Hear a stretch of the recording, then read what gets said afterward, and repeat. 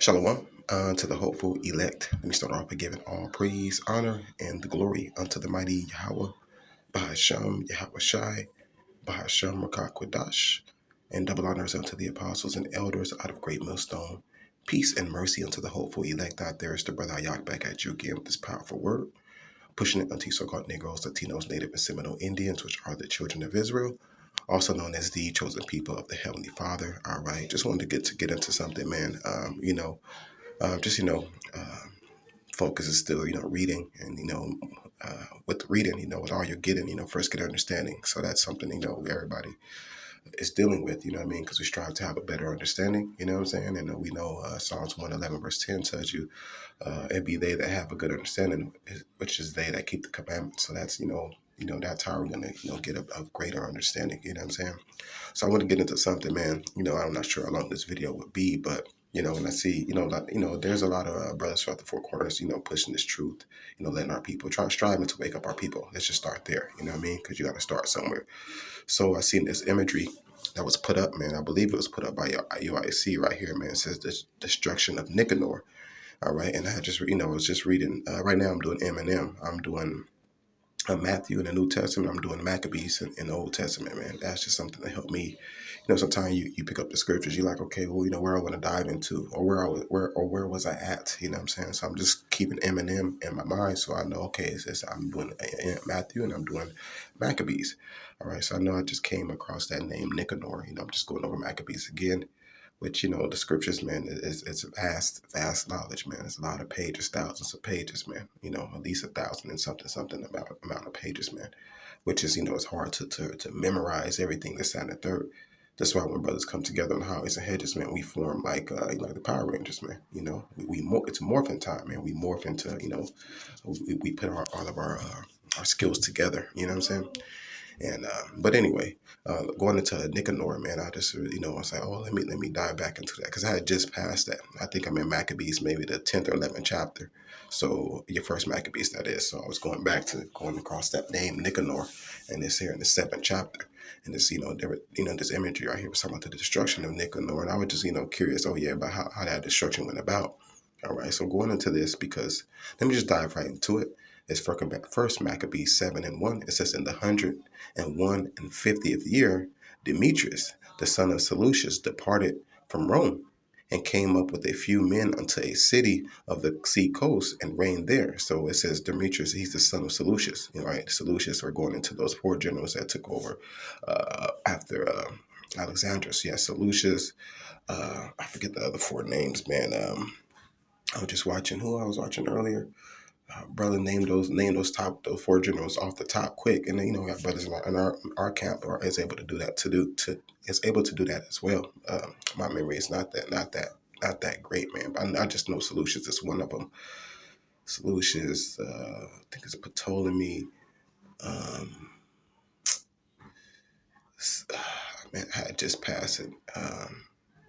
It talks about it if you scroll back through. I think it's the first chapter, man. But anyway, it says Demetrius. So he's the son of Seleucus, departed from Rome. Okay, all right. It says, and came up with a few men unto a city of the sea coast and reigned there. And as he entered into the place, it's like as he entered into the palace of his ancestors. All right. So it was that his forces had taken Antiochus and Lysias to bring them unto him. I think that's the other two generals, Antiochus and Lysias. I believe that's them. All right, it says, wherefore, when he knew it, he said, let me not see their faces. So his host slew them. Now, when Demetrius was set upon the throne of his kingdom, so it just shows you, man, this is, these heathen nations, how, they're not with honor, integrity, and things of that nature, man. They be power hungry, they covetous, I forget, you're going into those four generals. One I forgot. One that took over Egypt was another brother that was thinking, oh man, I can do a better job, and took him out the way. I think that was Ptolemy. All right, but anyway, yeah. So it says, and he was crafty about it. He says, what he says? He says, so his host slew them. No, it says verse 3. Wherefore, when he knew it, he said, let me not see their faces. All right, so Demetrius didn't want to see the faces of of Antiochus and Lysias, man. All right, so he had them salute. You know, man, this is like, okay, you know, niggas be doing that. Niggas grimy. You know how you get took out, and like, I don't know nothing about it, bro. I didn't even know, you know, but they knew it. And how you took out, they don't want to see it. They don't want you to see them. That's what it is. That's what it really boils down to. Same thing we're dealing with today. You know, these heathens that are ruling, looking to steal, kill, and destroy us, man. They don't want us to see their face. They don't want to be caught red-handed. So they think of, you know, they call it right now in the streets, they call it getting backdoored. All right, looking for a way to backdoor the children of Israel, man. All right, so his host slew them. Now, when Demetrius was set upon the throne of his kingdom, there came unto him all the wicked and ungodly men of Israel. All right, see, some of our people, man, you know, are see these wicked men taking power, and you think that's a way for you to, you know, go and pursue whatever your happiness and dreams are, man, or outside of the righteousness that the Heavenly Father has set up. There came unto him all the wicked and ungodly men of Israel, having alchemists, it says, who was desirous to be high priest for their captain. So Alcimus, it's like Alcimus was, you know, which was one of our people, man. He desired to be high priest, man. He knew he couldn't get it going up the chain of how we think how our people have things set in order. He figured he'd go to Demetrius and see if the Demetrius would have him fulfill his desires, man. All right, it says, and there came unto him all the wicked and ungodly men of Israel, man, having Alcimus, who was desirous to be high priest for their captain. All right, and they accused the people to the king, saying, Judas and his brethren have slain all thy friends and driven us out of our own land. All right, because that's how it was, man. When Judas was taking over, niggas that wanted to be wicked and be as the heathen, he did away with them, man. All right, he already complaining. He already snitching on us. Like, yeah, he drove us out of our own land. All right, and he's like, yeah, also he slew your friends. All right, and this is what's going on with our people, man. That's, you know, most of our people, like Scripture says, are Israel and Israel, man. All right, now therefore, send some man whom thou trustest, and let him go and see what havoc he hath made among us, and in the king's land, and let him punish them with all them that aid them. So nigga, he's snitching not only on Judas, but he said anybody that was, you know, associated with Judas, you know, he's like, man, won't you go punish them? All right, man, remind me of it's like it just remind me of the movie 300, the big dude with the hunchback in a sense, you know, he went and you know, and was bitten down a little damn bird in the king's ear at that time. I think that was Xerxes, man.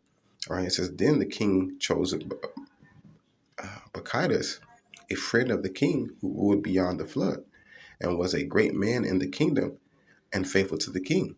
And him he sent with that wicked Alcimus, whom he made high priest. So this dude, Bacchides, made Alcimus high priest, right, and commanded that he should take vengeance of the children of Israel. All right, bring that back one more time. And him he sent with that wicked Alcimus, whom he made high priest. It's like, let me get verse 8 again. Then the king chose Bacchides, a friend of the king who ruled beyond the flood, and was a great man in the kingdom and faithful to the king. And him he sent with that wicked Alcimus, whom he made high priest. Like it, so yeah, it's still going into it's like Demetrius named Alcimus high priest, and commanded that he should take vengeance of the children of Israel. All right, so he gave the order to Bacchides.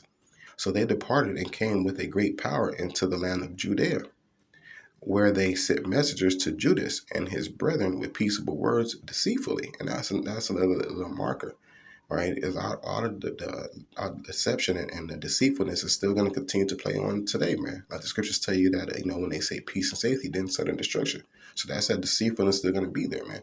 Same thing right now. They getting us to, oh, do this, do that, do this, and do this for humanity. Do this for your uncle, your grandma. It's the same deceitfulness that we see take place, man.